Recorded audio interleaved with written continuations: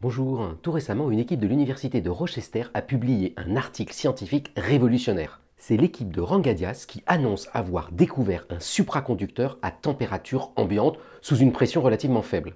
Alors pour ceux qui ne connaissent pas, un supraconducteur, c'est un matériau qui conduit parfaitement le courant et qui fait léviter les aimants. Mais on n'a jamais réussi jusqu'à présent à obtenir des supraconducteurs à nos températures à nous. Et là, les chercheurs annoncent avoir découvert un matériau où en appuyant un peu dessus, il devient supraconducteur à 20 degrés. Mais je voulais vous expliquer en 30 secondes pourquoi j'ai des doutes. D'abord, numéro 1, le même auteur a publié un article dans la même revue Nature il y a 2 ans, mais qui a depuis été retiré par la revue parce qu'on trouvait les datas un peu louches. Encore plus louche, dans des articles précédents du même auteur, on s'est rendu compte qu'il y avait des bouts de données qui étaient absolument identiques sur des matériaux complètement différents.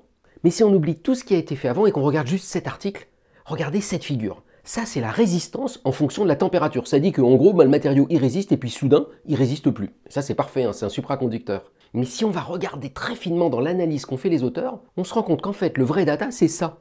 Ça tombe absolument pas à zéro. Et les auteurs, en fait, ont soustrait un énorme bout de courbe, bien adapté juste avec la forme qu'il faut, pour finalement que la résistance tombe à zéro. Et puis enfin, quand on dit aux auteurs, bon prêtez-nous l'échantillon, on va le tester nous-mêmes et on va regarder s'il est supraconducteur, ils disent, ah non, on peut pas à cause de la propriété intellectuelle. Donc comme toujours en science, on va attendre quelques mois pour voir si d'autres arrivent à refaire la mesure ou si c'était une fraude. Bonne journée!